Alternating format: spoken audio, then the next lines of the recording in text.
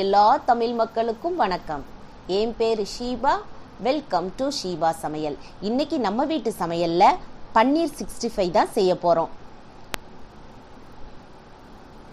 பன்னீர் 65 செய்கிறதுக்கு முதல்ல பன்னீரை நம்ம கட் பண்ணி எடுத்துக்கிடலாம். இந்த கட் பண்ணுறது பார்த்திங்கன்னா நம்மளுடைய விருப்பம் தான். கொஞ்சம் குட்டி குட்டி பீசஸாக கட் பண்ணுறதா இருந்தாலும் கட் பண்ணலாம். அப்படி இல்லைனா கொஞ்சம் பெரிய பீசஸாக கட் பண்ணுறதா இருந்தால் கூட நம்ம கட் பண்ணி எடுத்துக்கிடலாம். நான் இன்றைக்கி எந்த சைஸில் கட் பண்ணியிருக்கேங்கிறத காமிக்கிறேன் பாருங்கள்.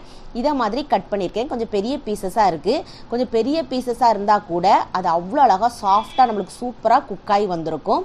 இப்போ நான் எல்லாத்தையுமே கட் பண்ணி எடுத்து வச்சுட்டேன். இப்போ இதுக்கு மசாலா நம்ம ரெடி பண்ணி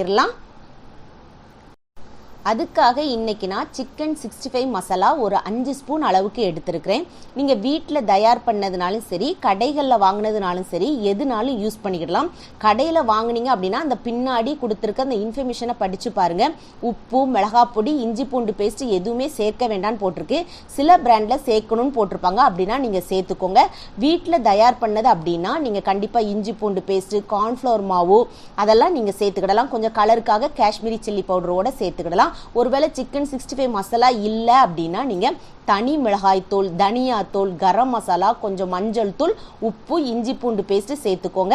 பொரிக்கிற சமயத்தில் கார்ன்ஃப்ளவர் மாவு சேர்த்து நீங்கள் பொரித்து எடுத்துக்கிடலாம். இப்போ கொஞ்சம் கொஞ்சமாக தண்ணி சேர்த்து இதை நல்லா கலந்து எடுத்துக்கோங்க. ஒரேடியாக ஊற்றிடாதீங்க. இதனுடைய கன்சிஸ்டன்சி பார்த்தீங்கன்னா ரொம்ப தண்ணியாகவும் ஆயிடக்கூடாது, அதே சமயத்தில் ரொம்ப கெட்டியாக இருக்கிறது மாதிரியும் வேண்டாம். இந்த அளவுக்கு பதத்தில் பார்த்து கரெக்டாக இதை மிக்ஸ் பண்ணி எடுத்துக்கோங்க.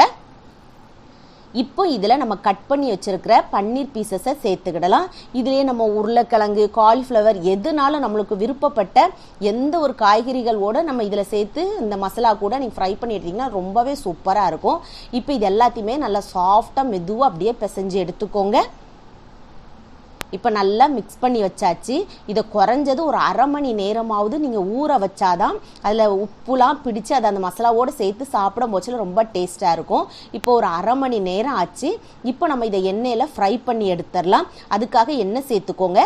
இதை நீங்கள் டோஸ்ட்டாக கூட பண்ணி எடுக்கலாம். அதாவது தோசைக்கல்ல லைட்டாக நீங்கள் எண்ணெயை ஊற்றிட்டு இதை மாதிரி போட்டுட்டு நீங்கள் திருப்பி போடுறதா இருந்தால் கூட போட்டு எடுக்கிறதா எடுக்கலாம்.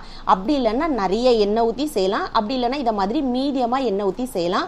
முக்கியம்தான் இந்த பன்னீரை நீங்கள் ஃப்ரை பண்ணி எடுக்கும் போதுல டைம் ரொம்ப நேரம் எடுக்கக்கூடாது.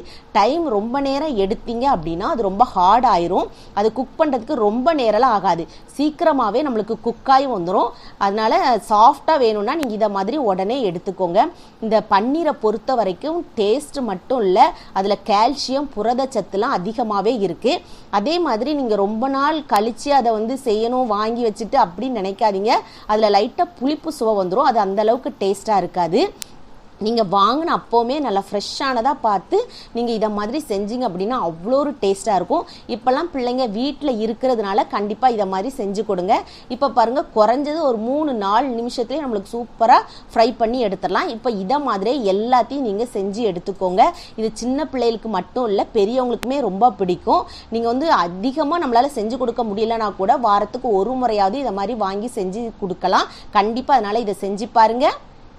செஞ்சு பார்த்து உங்கள் ஃபீட்பேக்கை கமெண்ட் பாக்ஸில் சொல்லுங்கள். வீடியோ பிடிச்சிருந்தா லைக் பட்டனில் தம்ஸ் அப் கொடுத்துருங்க. தம்ஸ் அப் கொடுத்த கையோடு உங்கள் ஃப்ரெண்ட்ஸ், ஃபேமிலியோடு ஷேர் பண்ணிடுங்க. ஃபர்ஸ்ட் டைம் வியூவராக இருந்தால் சப்ஸ்கிரைப் பண்ணி சப்போர்ட் பண்ணுங்கள். நான் இன்னொரு வீடியோவில் இன்னொரு வித்தியாசமான சுவையான மனமான ரெசிபியோடு நான் உங்களை சந்திக்கிறேன். அது வரைக்கும் டாடா, பபாய்.